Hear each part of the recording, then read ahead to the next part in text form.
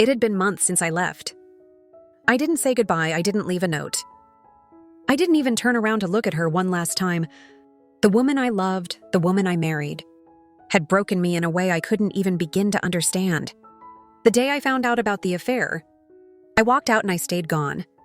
But now, standing before me was the last person I ever expected to see again. She had come searching for me. I hadn't anticipated this. I didn't want to see her, not now.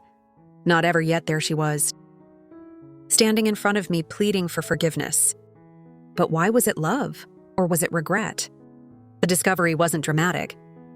It wasn't like one of those movie moments where you walk in on them in the act. No, it was the small things that began to add up. The subtle signs I brushed off for far too long. Her coldness, her late nights at the office. Her phone always on silent or face down. But there was one night that everything changed. I had just returned home after a long day, tired and distracted, and that's when I saw the message. The words hit me like a punch to the gut. I could feel the weight of them sink into my chest, choking the air from my lungs. I didn't need to read it again to know what it meant. In that instant, everything I thought I knew about my marriage, about her, about us, was shattered. I didn't confront her. I didn't scream. I didn't demand any answers. I just walked out. There was nothing left to say.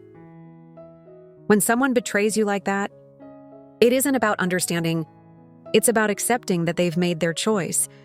They've chosen something or someone over you, and I couldn't stay. The days after I left were a blur. I didn't want to deal with anyone or anything. Friends reached out. Family told me I needed to get out. Get some fresh air, but I couldn't. I felt hollow, suffocated by the hurt, by the betrayal. I didn't want to admit it. But it was there always in the background, gnawing at me. I moved into a small apartment far from the life I once knew, far from the memories of her. I tried to rebuild what little peace I could find. I kept to myself, threw myself into work, and avoided anything that might remind me of her. But the nights, those were the hardest. The silence was deafening. Every empty space in my new apartment felt like a reflection of the void she had left behind. There were moments when I missed her, moments when I wondered if she was feeling the same hurt I was. But I quickly reminded myself she had made her choice. She had crossed a line and there was no going back. Then one afternoon, about 6 months later, I received a message I didn't expect. Her name flashed across my phone. And for a moment, I froze. The mix of emotions I felt was overwhelming. Anger, confusion, disbelief. What could she possibly want now? After everything, after I left without a word. Why was she reaching out? Was it guilt? Was it regret? I debated for a long time before I decided to respond. Part of me wanted to ignore it completely, to block her out of my life once and for all. But another part of me, the part one hated to admit even to myself, wanted to know, needed to know what she had to say. I told her to meet me at the cafe we used to go to. It was one of the few places I knew where I wouldn't be suffocated by memories of her. I arrived early, sitting at a table in the back corner, pretending to be calm, but my mind was racing. When she walked in, it took everything in me not to turn and leave. She looked the same, but not. Her hair was shorter now, and there were subtle signs of exhaustion under her eyes. It was like she had aged 5 years in the months we'd been apart. When she saw me, her eyes welled up with something, grief maybe, or guilt. She sat down, looking down at her hands, her voice barely a whisper. "Thank you for meeting me," she said. I didn't say anything. I just sat there staring.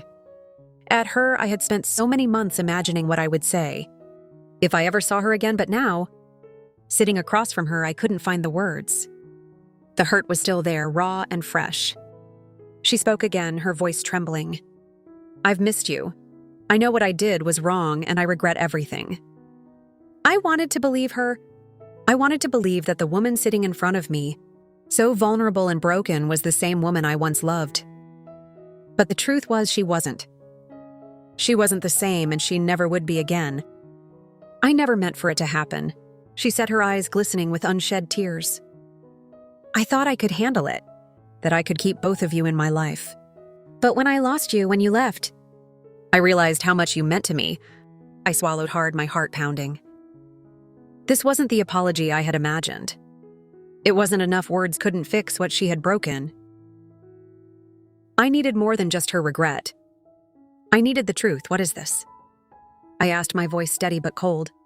Is this about you wanting me back? Or is this about realizing you lost your safety net? Her face fell, and for the first time, I saw the truth in her eyes. It's not just that, she said quickly. I really miss you. I miss everything we had. I've thought about it every single day. I didn't know how to fix what I broke. But the unspoken truth hung in the air. She didn't miss me. She missed the way I made her feel. She missed the comfort, the security I provided, the life she thought she had with me. But it wasn't love. It was regret. And that's when everything clicked into place. She didn't come back because she couldn't live without me.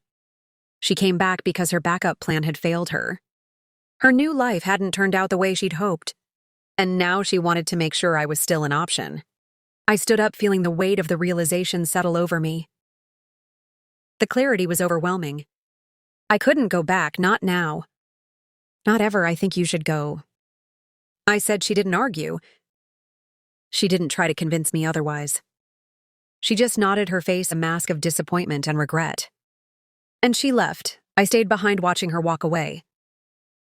The weight of the moment was heavier than anything I had felt in months, but as I walked away from the cafe, a strange sense of peace washed over me. I had done the right thing. Forgiving her didn't mean going back. It didn't mean pretending that everything was okay. It meant accepting the reality of the situation.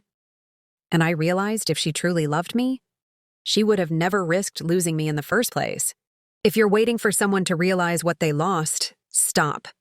If they ever come back, just remember they don't miss you. They miss the way you made them feel. And that's not love, that's regret.